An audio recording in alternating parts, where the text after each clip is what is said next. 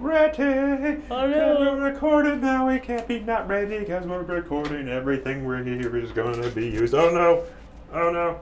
You're losing your mic. Oh no. So Oh, now no. we're suddenly not ready. We're not ready. Everything I was singing about is happening backwards. It's only just a clip? Yeah. Oh, wow. Yeah, but it's got that little divot. It's got a little divot. I give it credit for the divot. Between Wednesdays, just trying to get by to the next fix. Living between Wednesdays, prefer the comics over the Netflix. Living between Wednesdays. And, you know, people are very sensitive about their It's not Batman. big enough. My Batman is a giant dude. My Batman is never flaccid. That's I told That's you exhausting. this, but I saw a joke online where it says, what is it? Like, I love Rorschach. He's one of my favorite characters. I just hate how his mask has a picture of my parents fighting.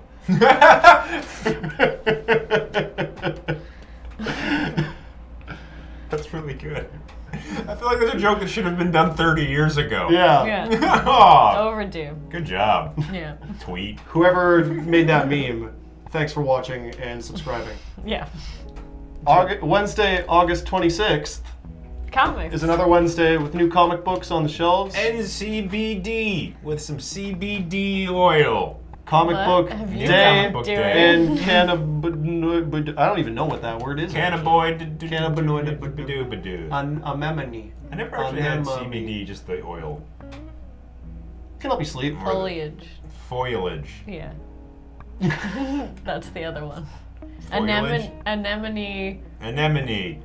foliage. Foliage. Yeah. You keep making fun of me for foliage.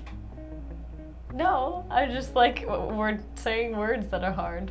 Once when I was a kid, I said Indianapolis, and my parents still won't let me forget it. Indianapolis? Yeah, instead of Indianapolis. Oh. You know what was a good comic this week?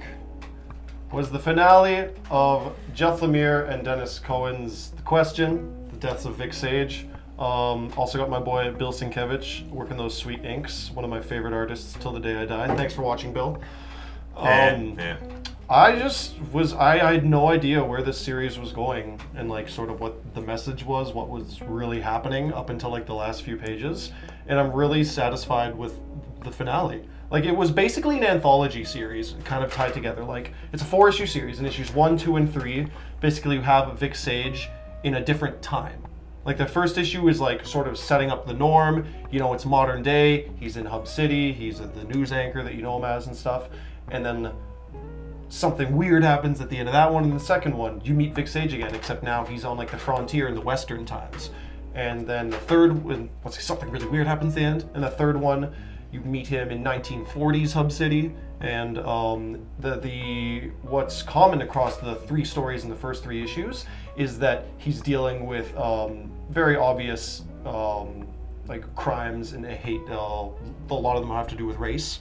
And the question, sort of what his thing has been, like Rorschach's, like Mr. A, all these characters that are based off of each other, it's about very black and white morality, right? You're doing the right thing, you do the wrong thing, there's nowhere in between. And it's sort of, you know, him showing this man who feels like he always has to do the right thing. If you don't do that, if you're doing nothing, that means it's the wrong thing. And you're basically seeing him play out that of trying to help and do the good thing in all 3. And then the fourth one sort of comes to like a climax of some very politically charged police riots happening in the streets and how he addresses that. And I don't really want to spoil it, but basically I feel like kind of the message we're getting here is the message that I thought the first Wonder Woman movie was going to do. Whereas she's like, when I kill Ares, war will end, right? And then Chris Pine's like, people just suck sometimes. We just got to do our best. And that's kind of it sort of goes between, but that's sort of what it's doing here is like there's been crime now and crime in the past and crime in the further past. There's always been crime, and he's sort of like looking for the devil that's responsible. You don't want to stop him, and it'll all stop. But then the sort of the themes that kind of come forward are like, no, that's not really how it works. It's people. It's always been people. It's everyone, and work has to be done. Or an 8-foot armored ancient Olympian demigod. That you punch. That you just punch, yeah. So yeah, I thought muck fest. I really like the question. I'm still working my way through the original series. I'm not finished, so I'm definitely not an expert on the character. But from what I do know, I feel like this is really true to the character. He really like does what Vic Sage would do. It's a compelling story, in my opinion, and it has some really relevant messages. Which, like, if you have a great relevant message but the story's boring, then like that's no good. But I feel like this does all of those things evenly. And as a fan of the question, as a fan of Jeff Lemire and Dennis Cohen and Bill Sienkiewicz, I just feel like this was a really, really good project. I'm happy with how it ended. That is an awesome, awesome, awesome cover, by the way. Variant cover by Andrea Sorrentino. Nice. Jeff Lemire's longtime collaborator on many other successful books. Excellent. But yeah, if you like crime stuff, if you like kind of like street level vigilante stuff, it's just like a sprinkling of mysticism. Oh, geez. All right. This week for me, continuing our Black Label DC podcast. That's what this podcast is. I guess we're a DC podcast now. Lord. Jeff Johns, Batman and Three Jokers. It's Black Label. It's Jeff Johns. It's the team who did Doomsday Clock, I'm assuming? You're asking the wrong guy. Doomsday Clock, I'm assuming? I don't know, actually. I think it is. Actually, I have no idea who the creative team on Doomsday Clock is. Well, one of them is Jeff Johns. Okay. And they're following. I don't think it's the same artist. It's not the same artist. Well, they're following the Alan Moore 9-panel thing. But anyway, doesn't matter. A very classic looking Batman has a very classic nightmare of his going down an alley with his parents, and there's a very classic thing of pearls flying around. But then we cut to that, and we see Batgirl and what she's doing. She's working on a treadmill. She has scars from when she was shot during the Killing Joke. I love that she runs on the treadmill so hard that it breaks, and they're like, she broke another one. Yeah. She just runs so hard. And then there's Red Hood, and he's super mad, and he's beating up a bunch of Joker pawns, and he's having flashbacks of when Joker beat him to death with a crowbar. And that as all three of these things are happening, the news is like, there's a very Joker-related killing in this part of town, this part of town, and this part of town. Like, wait, how can Joker be in 3 places at once? Turns out there isn't any. I mean, Whoa, that's the twist, is there are no Jokers. There was no Joker. It turns out there were 3 Jokers doing Joker-like things that are working together to conspire against the Bat folks. So the Bat folks get together. They have 3 different very ideologies to fighting crime, and they're all just kind of bickering at each other and how they're going to stop stuff. If you like very classic Batman motifs, there's plenty of that. If you like very classic looking Jokers, there's plenty of that. There's plenty of Joker fish. Lots of Joker fish. There's even a Joker shark. I feel like fans of like the Bat family dynamic will like this book. There's a lot of like Bat people arguing with each other about how to do things. Yes, but the thing I like about this is there's not 75 Bat people. Like Damien isn't here, and here that guy who has like the tech Batman suit isn't here. Oh yeah, the Bat signal. Yeah, there's no multi-dimensions. I'm so happy about that. I don't have to worry about other universes Batman. I don't have to worry about like conflicting issues of Batman. This is just like, it's just spawning. It's just using the bedrock of the very bare bones Batman lore. Parents are dead. Killing Joke was good.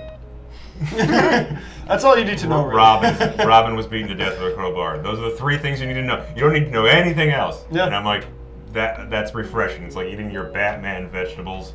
That's a good term for it. Your Batman vegetables. Killing Joke's good. Batman vegetables. It doesn't go too haywire. I hope it doesn't. I hope it remains them doing some good old detective work to try to figure out why there are 3 Jokers.